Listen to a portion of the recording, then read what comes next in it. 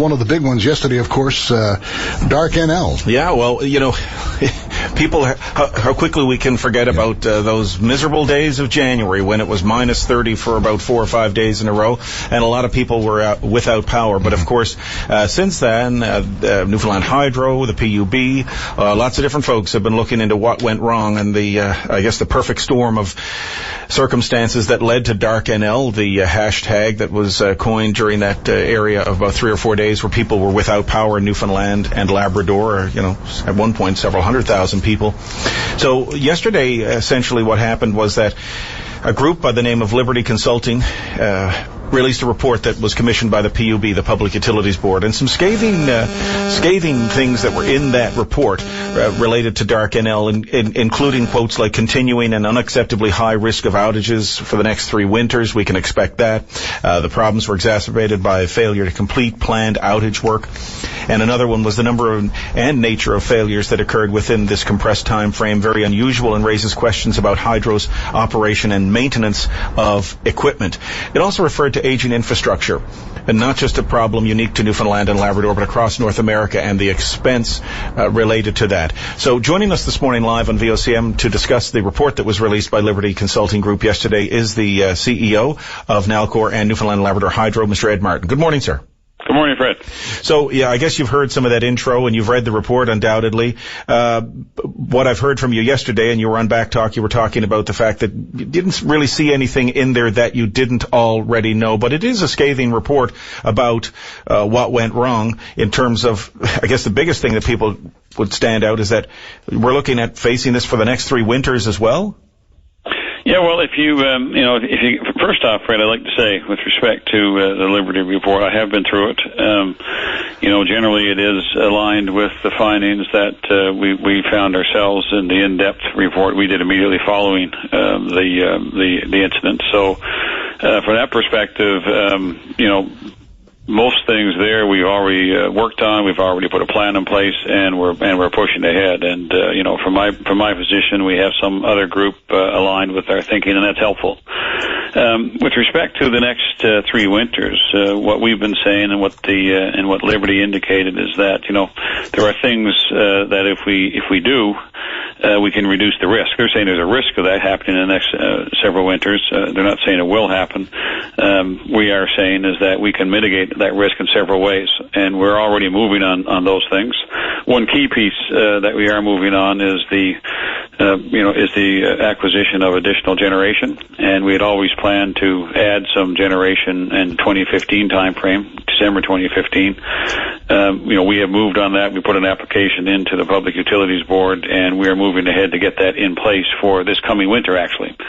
And through our investigations and looking around the world, actually, for options, we have discovered that we can likely get additional generation, even more than we were expecting, for a similar cost. And we're in the process of finalizing that over the next week or so, and aiming to get that in by December of this year.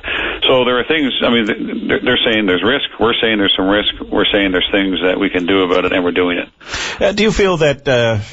I don't know if there's a fair question, but that Newfoundland and Labrador Hydro fell down on the job here in not having the proper maintenance done in time. I mean, one of the things was in the report it says is exacerbated by a failure to complete planned outage work, not having that done in time. And a lot of people who I've spoken to over the last little while about this, and certainly during Dark NL or the blackout periods, the rolling blackouts, said, well, there's so much focus on Muskrat Falls, all this other stuff just kind of fell by the wayside.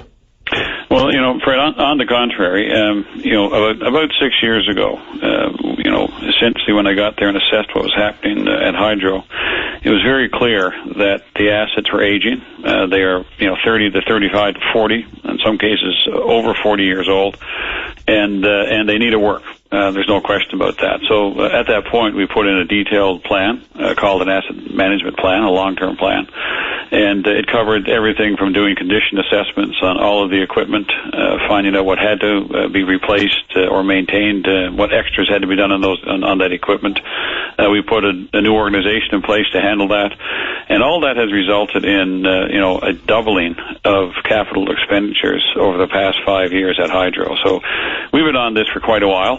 We know what it takes to get these old assets in shape and keep them in shape, and it takes quite a bit. What we're looking at in the Liberty Report and from our own analysis is that we even need to do more, and we have a plan in place to do that. We're going to be putting more resources on this. But the main point I'd like to make is that this has been recognized. We've been pouring a tremendous amount of effort and people and capital into this, and we'll continue to do so. If we look forward to the Muskrat Falls in service, once again we looked at what the demand was. We knew it was growing. We actually, if you think about it from this perspective, we moved ahead to make a decision on what extra generation that we needed, and those discussions have not been easy, naturally, but we've made the decisions. Muskrat's in play. It's in construction right now, and we've also done that and made the call in the future. So I say, on the contrary, we've recognized this issue. We've taken the steps necessary to deal with it, and everything is happening as we speak. Are you finding it difficult to balance the huge mega project of Muskrat Falls and maintaining this aging infrastructure? That's just not the case. If you look at Newfoundland and Labrador Hydro, well over 900 people totally focused on Newfoundland and Labrador Hydro. They have been for many, many years. They're located throughout the province, highly experienced people who've been running these assets for many years. We've doubled our capital expenditures. We're continuing to do, extra work. And we have that, we have all of that in a plan and being executed, and we've been doing it for years.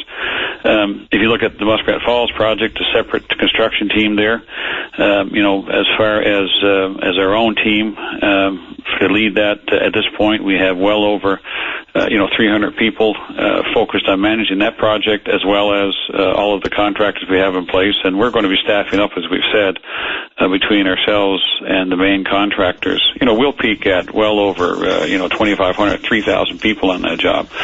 So when you look at it from that perspective, we have the necessary resources in place to do this.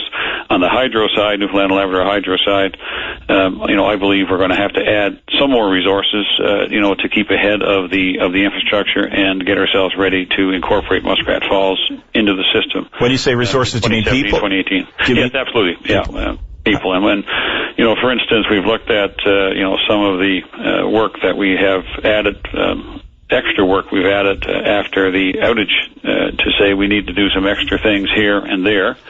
And we're actually looking at bringing in additional people, whether it be from the outside or hiring some full-time people to continue to increase the effort and expenses and work on the existing assets that we have. How many people, sir? Do you have an idea of numbers?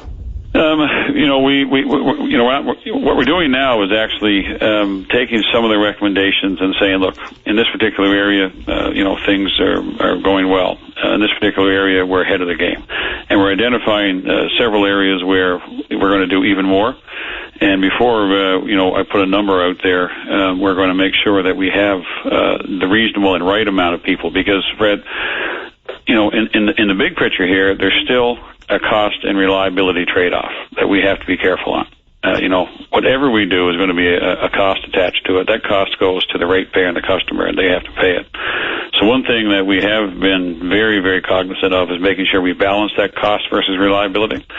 I look at it as a pendulum effect. We don't want to go too far one way. We don't want to go too far the other way. I think what we're seeing over the last 5 or 6 years, we've made the decision to increase, expenditures to a certain point, and we're going to continue to do that to the extent necessary. But as I said, there's a trade-off. We have to make sure we got the right balance between reliability and cost, and we're going to continue to look at that very, very closely. Mr. Martin, want to thank you for your time this morning, sir. Well, thank you very much, Fred. Okay, take care.